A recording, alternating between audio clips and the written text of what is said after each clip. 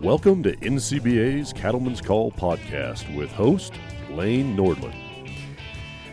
Hey everyone, welcome back to more conversations here on the Cattleman's Call podcast. Lane Nordland, happy to be with you here today as we move through December. It's a little cold out here finally in Big Sky country of Montana, about 29 degrees, a little bit of frost on the ground, and a beautiful day. We've only had wind over the last few weeks. That's about it. But we are going to be talking about, of course, things that are useful to cattle producers out in the countryside and, of course, ways to make life a little bit easier. And the topic of today's conversation will be working dogs out on the ranch. A lot of producers use them. Some are curious, and some maybe don't know too much about it. So I'm actually excited to talk about dogs out on our operations here today. We're actually going to be going from kind of cold Montana out to California today, joined by our guest, Mr. Bill Dale. And Bill, we always ask it, how's the weather out in California here today? Well, unfortunately, it's been way too dry this fall. We're short of moisture. It's sunny. We've been getting frost every morning, so it's cold for here. And the days warm up into the mid 60s, but we're sure hurting for rain. Very, very dry.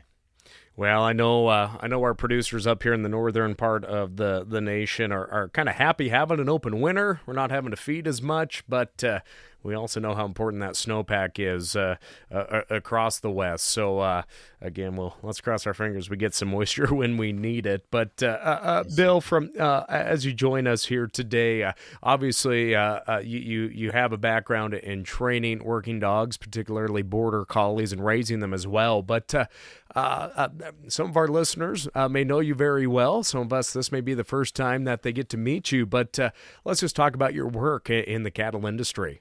Well, for the last 19 years, basically, I've been the executive director of the California Beef Council. We also manage the Nevada Beef Council. We've done that since 2008. So we represent the cattlemen in both states, and we're real proud to work for the cattlemen in promoting beef and driving beef demand in California and Nevada. So prior to that, I've had a variety of things I've done. I graduated from college and was an animal science instructor and coached livestock judging team and managed a cattle herd and ran a bull test and did all those kinds of things. And, have experience with stocker and cow-calf operations and feedlots and just kind of a variety of things that I've learned and experiences I've had over the years. So you've run the gauntlet of livestock production on the cattle end, it seems. I have, because when I was young and I decided I wanted to be an ag teacher, I thought the teachers I always respected were the ones that had actually done the work. And so I went to work and got a lot of job experience doing a variety of different things. And it really something that I really enjoyed and had a lot of good experiences. Well, as I mentioned at the start here, Bill, obviously producers have multiple tools out in the countryside. Some use horses, some use side-by-side or four-wheelers, some use dogs, some use whatever it is to make cattle handling less stressful and less stress on yourself. And so as we get into this conversation about working dogs, there's nothing more fun to watch than a dog that can work cattle, that listens to the commands of their owner. And it is just something else. It's something I envy, because someday I would like to be able to have a good cow dog that's trained. And so as we look at this, how did you get into the business of raising cow dogs? And it is border collies, correct? That really is your expertise. Correct, yeah. How did you get into that? Well, like a lot of people, I was around dogs my whole life, and families always had dogs, and they weren't necessarily working dogs when I was a kid. But I learned from my dad very young how dogs think and how to make a dog behave and mind and so forth. So when I went to college, my judging team coach at Cal Poly ran the sheep unit, and he had working border collies, and I had never seen dogs do what those dogs would do. And they were on whistle commands, and he could control them and move the flocks of sheep at the university all over. And I thought, this is amazing. And of course, I've always liked dogs a lot. And so when I graduated from school and got to where I could have a dog and treat them correctly, because when you're a college kid, you know how that goes. Um, so I got in a position where I could use a dog, and so that's where it started. I was given an 8-week old border collie puppy, and she became everything for me, and got my whole career started with the dogs, and I learned a lot from her, and she was the first dog I ever trained. So it just kind of went from there. So, who were some of the people that you worked with to get that understanding and to really go through that process with your first dog and up to now? Because obviously, all of us out in the countryside, as you mentioned, we all have pets. All of us have dogs on our operations, but we don't all have working dogs. So, who were some of those folks that took you under their arm and helped show you this process of raising a dog correctly to be a working dog? Sure. Well, it's kind of funny because I got started, and I had a student that was in one of my classes, and he had a dog that would do a little bit, and he said, "This is what you do."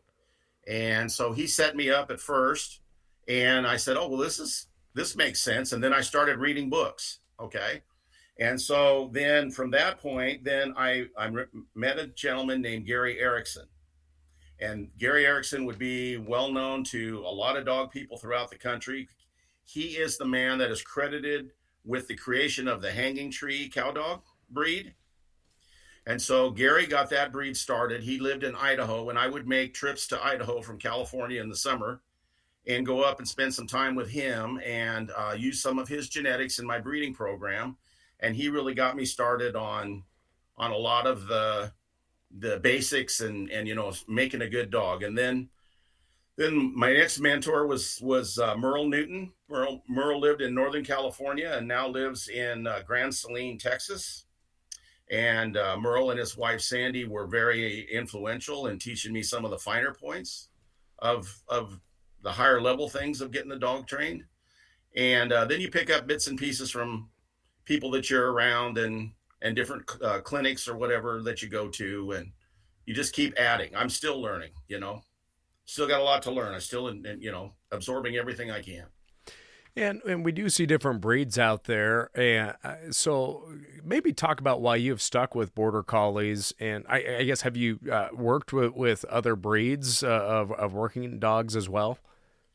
I have. In fact, it's kind of funny because when I was teaching, I ended up with a class that I taught in stock dog training that through the community college.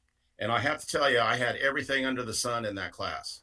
I had English pointers, I had Rottweilers, I had Shetland sheepdogs, and everything in between. And and then other working breeds, yes, I've worked with Kelpies and Australian Shepherds and some of the more traditional breeds.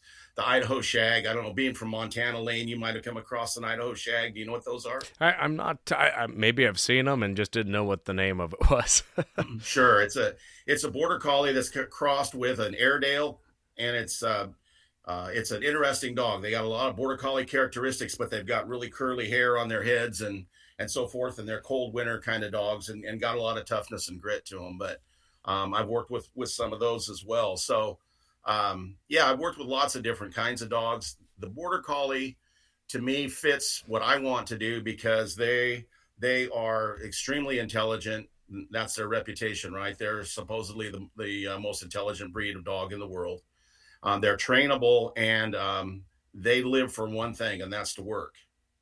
And so when you've got that kind of desire and you learn how to manage it and use it to your advantage, they're just a great partner. You just can't ask for more. And there's other breeds that do great things as well, but I'm just kind of prejudiced. So when you're looking at a dog, obviously those of us that have been around working dogs know that most of them come from a rancher that's raising them as well, or someone that's really in tune with training them for working livestock, cattle or sheep. But they really come from the dogs that they come from are also working dogs a lot of the time, where we see that success. My parents just lost, I think their dog was 16. She obviously had quite a few years of getting to live in the house, but my dad wasn't the best trainer, but she came out of one heck of a ranching operation, and she just knew it. We all could have been better learners with that looking back, but Lizzie was the best dog we've ever had. My dad will never have another dog because of that.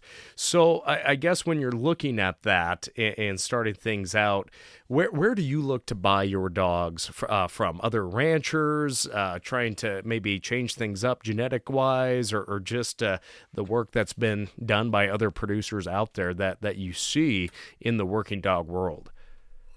Yeah, I think it's just, a case by case because there's a lot of really good genetics out there. There's a lot of good bloodlines, a lot of people raising really good dogs, no matter what breed. And I think there's a lot of, regional biases towards different breeds too. When you go down into Texas, Louisiana, and the South down there, they use the cur, the black-mouthed cur dogs, Catahoulas and so forth. And they're very specific for the conditions that they operate in.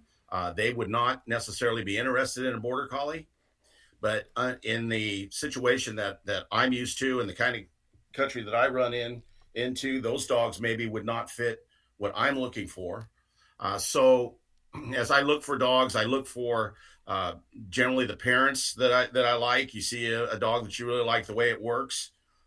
Personally, I've had the best luck with having females and breeding my female to a dog that I like and raising a litter and then hand picking that litter as I go through and watch them develop, and picking out the pups that I want to keep and train and utilize. And what age do you see that at?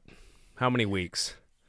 You can see it pretty early on, about weaning time, at 8 weeks or so. They start 6 to 8 weeks. You start noticing personality differences.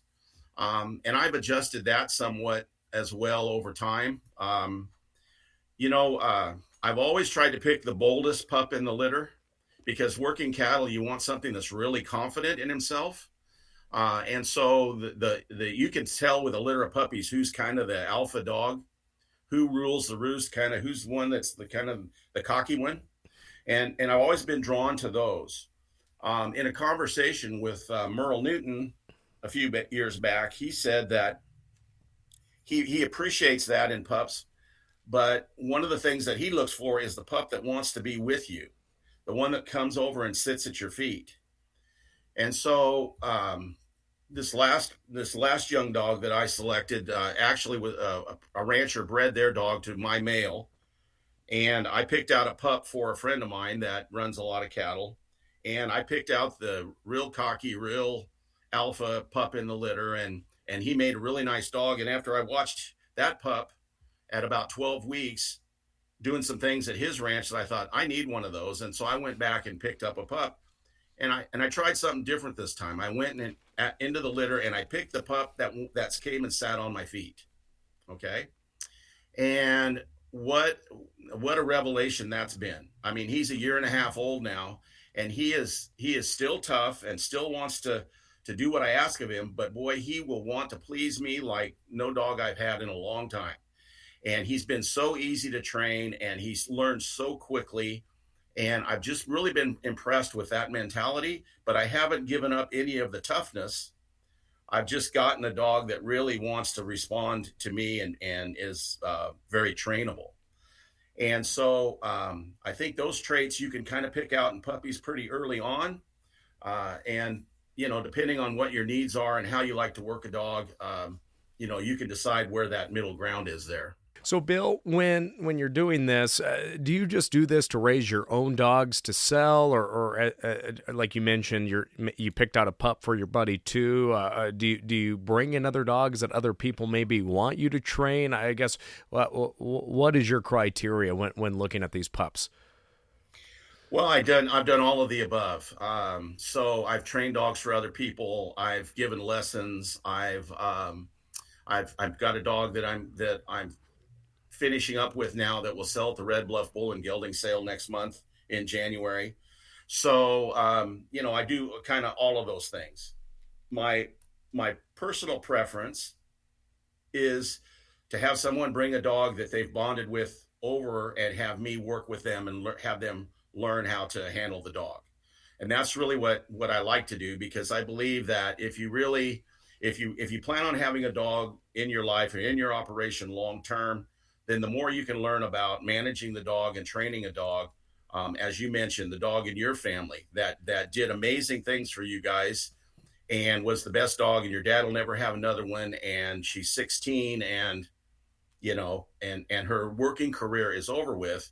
Wouldn't it be nice to be able to say, I've got a 5-year-old right behind her, or a 3-year-old, and we're bringing them along. And so that's really where one of my passions is, working with people and teaching them how to train their dogs. And your story is really common. I hear that from a lot of people. We had a great dog, and he just knew what to do, and we'll never have another one. And for years I would always say, oh, you can have another one, you just need to learn to train, until I got a dog that I currently have that's a dog that I raised that is one of those dogs. And I'm starting to believe I will never have another dog like this dog. And he is extremely intuitive, and he is to use the term kind of loosely, he is a stockman. I mean, he reads cattle like no dog I've ever had, and can put himself in position to move cattle in ways that you don't have to tell him anything. He just knows what to do. And he's kind of changed my attitude about that subject, because he's teaching me a lot of things because I watch him and how he works. Yeah. And so, talking about that, I want to see videos of this dog, Bill, because we all know that there's cowboys and there's cattlemen out there, and you can be both, but sometimes there is a big difference, and especially with dogs too. We have a Corgi and a Corgi Malinois mutt type of cross, and that Corgi Malinois would have made a heck of a working dog had we been back home when we had him as a pup, because I think he would have been great. But back to that point of, from your perspective and working in there, how beneficial is it for producers? And this may be speaking to those producers that have never been around a working dog. But what really is that benefit of using these dogs out in the pasture, maybe in the corral setup, especially if you're the only person on the ranch as well? Absolutely. I think that one of the common misconceptions about the dogs is, because we've all seen examples of bad dog work, is that dogs will make your cattle wild. Okay. And we've all seen, unfortunately, a dog that's chased something through the fence, right? Or blown up the herd of cattle when you're trying to get them through a gate, and all those kinds of things. And sure, those things happen. But a dog that is properly trained and utilized correctly, and they can just be some basic things. They don't have to be, push button where you tell them everything to do. Just basic control over the dog will actually make your cattle much calmer and gentler. And if we spend time, I say this all the time when we do clinics and so forth, we always train our help, we always train our horses, we train our dogs, but what's left out of the equation? We don't train our cattle, right?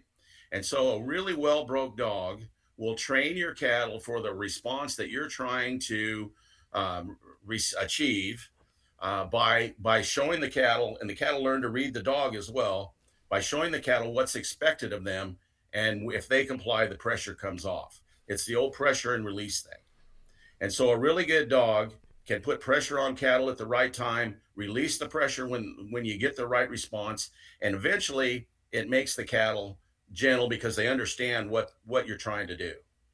And I've seen many times when you've got a set of cows out grazing in a pasture, and they send the dog out, and the cattle see the dog, and they immediately start gathering together. Not panicked, they just walk together and come together as a herd, and they're ready to be moved. Okay? And the dog drops in around them, and the cattle say, okay, where do you want us to go? Which direction are we going? And that has to lower the stress on those cattle. If they understand what's being asked of them right off the bat, and that dog's telling them, that has to bring the stress level down. This brings the stress level down on you too, because you don't have to work as hard, you don't have to ride as far or whatever, and it allows the cattle just to settle and fall into line. And if you've ever seen that before, then you really appreciate it. If you haven't, it's too bad, because it really is possible. What are some pet peeves that you see with folks that do have really good dogs, But and I know you put a lot of time and effort into these dogs, and everybody ranches differently. Everybody maybe handles cattle a little bit differently too. But what are some pet peeves that maybe you wish people did a little bit better, or improved upon in their use of dogs out on the landscape, working cows, or just being in the yard as well? Sure. Well, I mean, dogs need to have a little bit of respect for people. That's number one, right? And they need to have some manners. And those are very, very basic things. And I remember when I was a kid, we had a dog. It's really the first dog I ever remember being around. And I would come home from school and play with that dog and throw the ball and wrestle with him and do all those things. And I just really loved that dog. And my dad would come home and he would drop me like a hot rock, because my dad was the leader of the pack, right? He was the alpha male in the house. And that dog would spend his whole afternoon sitting next to my dad's chair, wanting attention from my dad. And what happened is that relationship, the dog would view me as kind of a litter mate, right? I was his play guy. I mean, I was fun, but he really wanted to please my dad.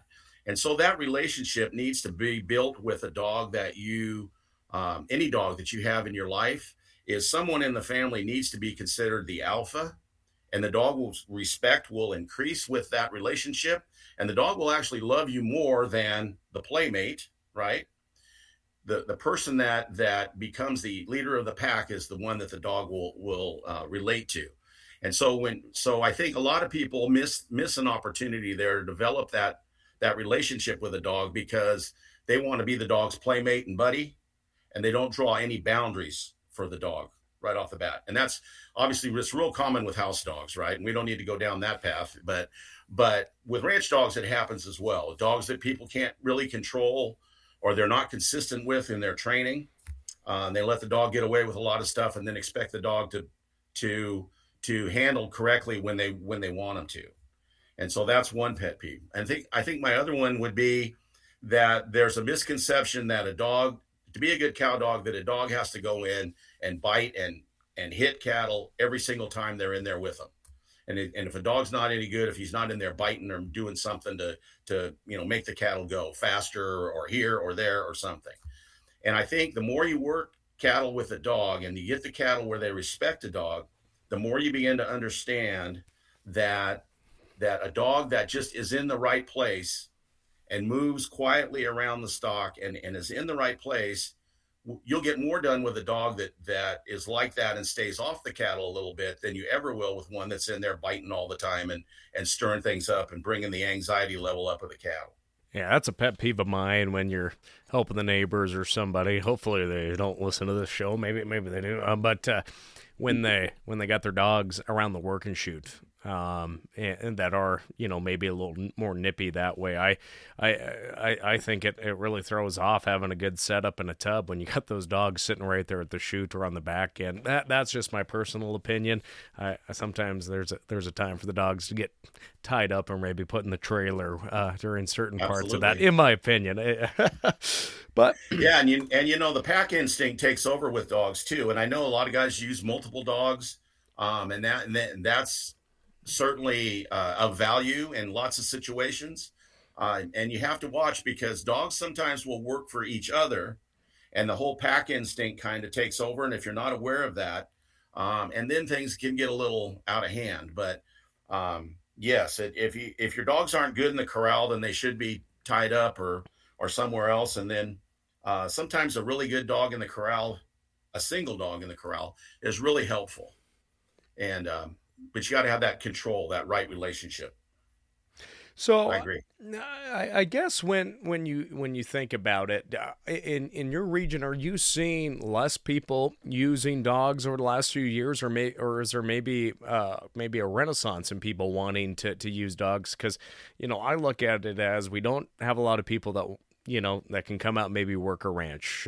It's tough to find hired hands or people that want to work on the ranch with you as well. Do you think there's more of a rebuilding of that, or a renaissance, as I said, of folks wanting to become better cattle handlers and have some help by just using one of their canine friends? Absolutely. Yeah, I think it's gaining popularity, and there's a younger generation that is interested in that holistic, cattle handling and ranch management and so forth. And I think a dog fits very well into that scenario. The dogs can be so useful, and I think people are really recognizing that. And I think the genetics and the training methods and the improvements in the way dogs are handled are showing themselves to people that maybe a generation ago or so thought, well, dogs are more trouble than they're worth. Now, some of the other people are starting to say this could be the solution to a lot of our issues, right? And so I think there's a resurgence of interest in working dogs. You bet. So, when we look at the history of the West, so many ranches have had dogs. It's a part of our history, and it is cool to see people maybe find working dogs for the first time and re-implement them into their operations. But yeah. Have you followed the history of working dogs throughout the centuries and whatnot? I mean, because I joked earlier, we have a Welsh Corgi and a little Corgi mutt he was supposed to be a Corgi Australian, mini Aussie, but he definitely has Malinois. I mean, you can just tell that looking at him. Those are breeds that were working dogs predominantly, and I love Murphy, our old Corgi. She's about 12 now. She's getting on in age, but she's handy in a crowd if you need her to go chase something out. I want to have her make a loop. But I guess I just think it's interesting to watch some of these breeds that have become pampered, little spoiled dogs that truly were working dogs back in the day. Absolutely. Yeah, the Corgi was quite a dog in Wales, right? And they were used on dairies to help bring the dairy cows in for milking and so forth. And they've got a lot of heel bite, and they've got a little, they've got some stock savvy. Whenever, just with anything, I guess, in livestock, if you single trait select something, you go down a path maybe that you weren't necessarily looking for in the big picture. And so, when they started showing a lot of the dogs for conformation and doing those kinds of things, then some of the traits that they originally bred for got laid aside as the breed developed, quote unquote, into something else. But yeah, I think I think in parts of the South, the cattle dogs were basically hounds, right? And they go into the brush and they bay, and so that they can identify where cattle are held up, so that you can even go find your cattle in some of those situations, right?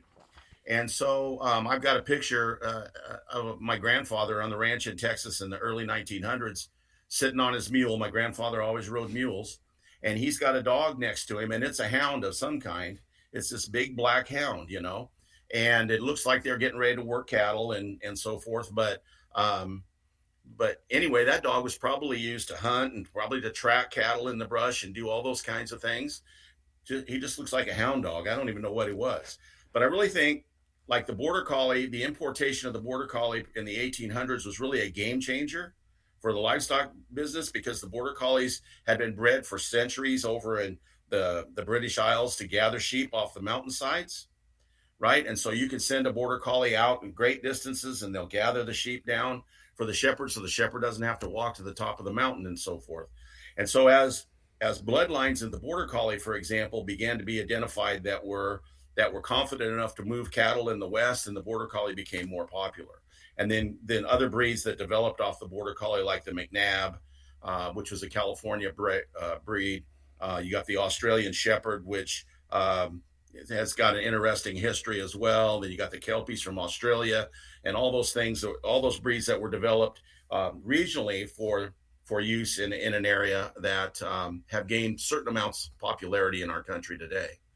Are you seeing folks use? On a side note, I always think it's funny when people, they hear the name, German Shepherd or English Shepherd, and they're like, "Oh, I didn't realize they used to be working dogs." And I'm like, "Well, they still could be working dogs, but just how how more people have turned. Of course, you talk about the breeding selection, how even the conformation of German Shepherds has changed in 50, 60 Tremendously. years.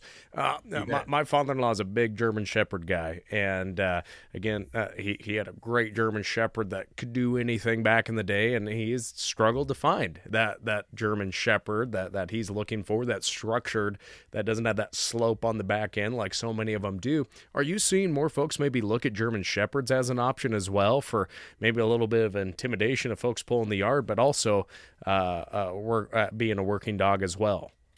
I have not been in that circle, but it would not surprise me that there are some folks that would like to take the breed back to its roots and are looking in that direction to try to bring the dogs back to that.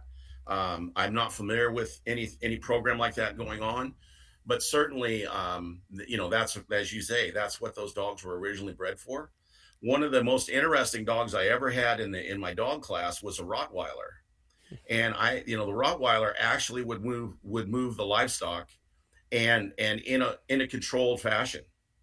And you'd think, oh, he's just gonna want to tear into something or whatever, and I think that's kind of a misunderstanding of those dogs as well. The ones I've been around have been pretty calm and pretty nice kind of dogs, but I think it's in there in some of those breeds, but certainly it's closer to the surface in some individuals than it is others. That you know I had an Australian Shepherd that would stand in my class, that would stand 2 feet from a sheep and didn't even know it was standing there.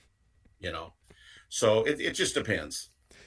So there could be types of people listening here today. The type that are interested in becoming a trainer, learning more about it, attending some clinics, going to some stock dog trials. And there's others that are like, you know what, I don't have time to leave the ranch. I'm looking to have a good hand. I'll spend a little bit of time learning about it. What are your tips for these two types of potential buyers of getting one of these hired hands out in the countryside? What someone should really do to educate themselves if they're just looking to buy a trained dog from somebody like yourself, or somebody that does want to get into the business, and how they should really look to get their start? Yeah, well, of course, there's no one answer, for all those questions. It's all individualized, as you can imagine. So I think it just, whatever works for you as an individual, and we all learn differently, and we all have different passions and different amounts of time to dedicate to something like this, that initially becomes like a hobby to get started with, until you get the dog or whatever to the point where you can really use them. But there's lots of different scenarios there. Buying a dog that's trained is a good option. There's a couple things that you need to think about. One is, how you're going to use the dog, and making sure that the dog is not either overtrained or undertrained for the way that you're planning to use them, because both can happen.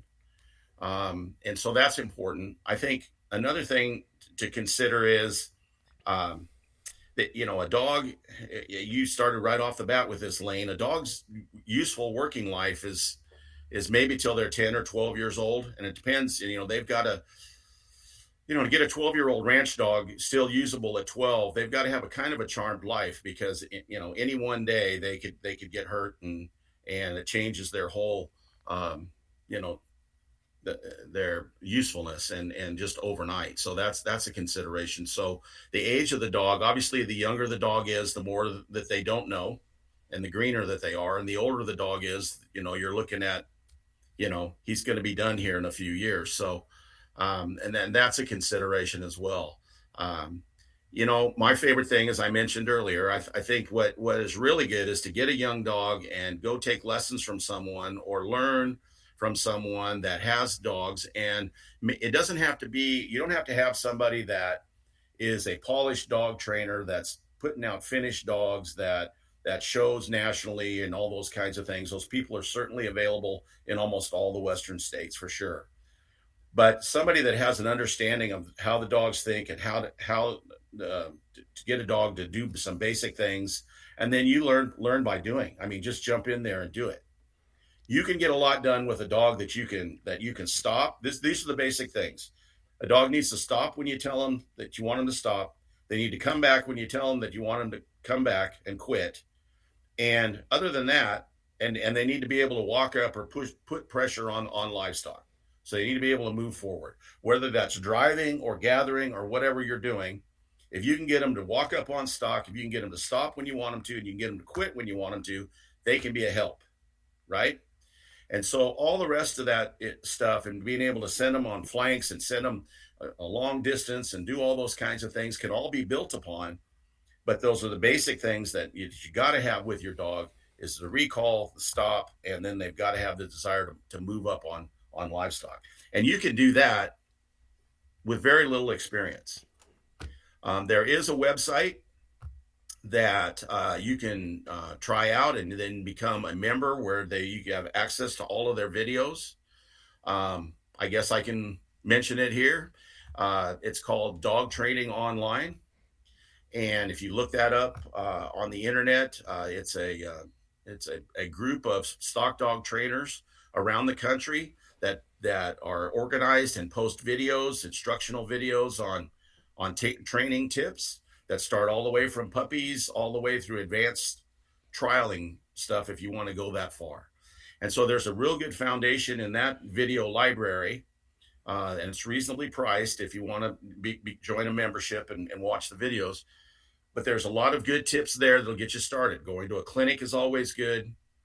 Even like I said, even finding a neighbor that you think has pretty good dogs and going to them and say, how did you do that? How did you get that done? And get yourself started.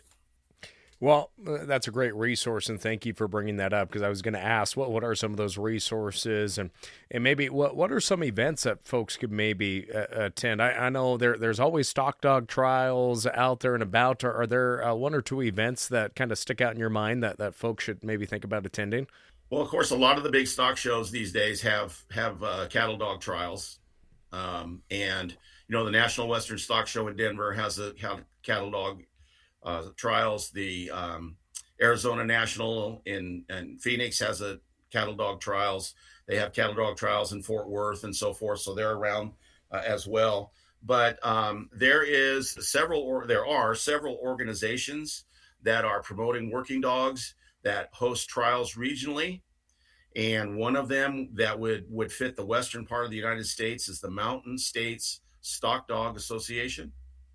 And they have a website and they list all their events. And there's events from Canada to Texas and all over the Central Plains and West California. There's a lot of trials from the Mountain States in California.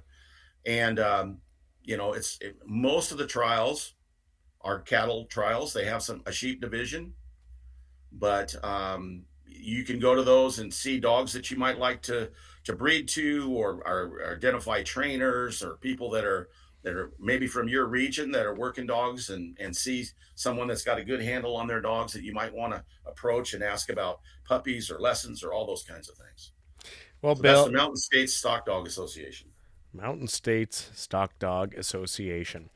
Well, Bill, I appreciate you taking a few minutes here today, and I know in an audio setting it's tough sometimes to share an image or what things are doing, but when we're talking about working dogs, I think folks can get a glimpse of that, and if you haven't done so, go find some stock dog working trial videos online. It is fun, and there's nothing more intense and enjoyable than watching, especially I love border collies, watching a border collie's eyes when they are locked in on a cow or a sheep and just wanting to please their master and just do their job. There's just nothing more honest, I guess, in a dog in a dog's eyes than when they're working cattle.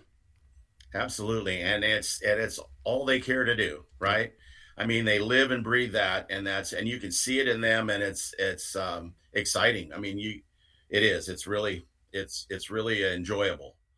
And then you get into the nuances and learn to watch how a dog works. So the dog that I'm talking about that I really like, you listen to the stockmanship and stewardship crew at NCBA talk about drawing pressure and so forth. This dog will actually draw cattle's eye to pull cattle together. I've watched him do it many times. Instead of just pushing on the eye to get the cattle to turn away from him, he'll actually get in position where he draws the eye inward to the rest of the herd. And when you start noticing those things is when you really get excited about stockmanship and stock dogs. It's really neat. Well, again, I appreciate you taking the time here today, and I encourage folks, do your research, maybe put your toe in the water if you're interested in it, but make sure and do a good job, or in the best that you can do out there. And because, those dogs do so much for us, and, it's great to have them, but do your homework along with it as well. Oh no, it becomes a special relationship, and there's a lot of responsibility there for you as a human as well. A lot of times those dogs won't quit to get a drink of water unless you tell them to get a drink, and so you need to be mindful of the dog all the time, and make sure that you're taking care of them, and they'll sure take care of you. Well, again, Bill Dale from California joined us here today. Thank you so much. I really enjoyed our conversation. Thank you, Lane, and thank you for the opportunity. I enjoyed it as well. With that, friends, that will conclude this conversation on the Cattleman's Call podcast. If there's other topics like this that you would like us to discuss, make sure and just drop us a note. Check us out at the Cattleman's Call online at ncba.org. With that, friends, I hope everyone had a Merry Christmas and have a great New Year coming up here very soon. I'm Lane Nordlund. We'll catch you next time. Thanks for tuning in to NCBA's Cattleman's Call podcast with Lane Nordlund. For more information, visit ncba.org and make sure to subscribe to the podcast today.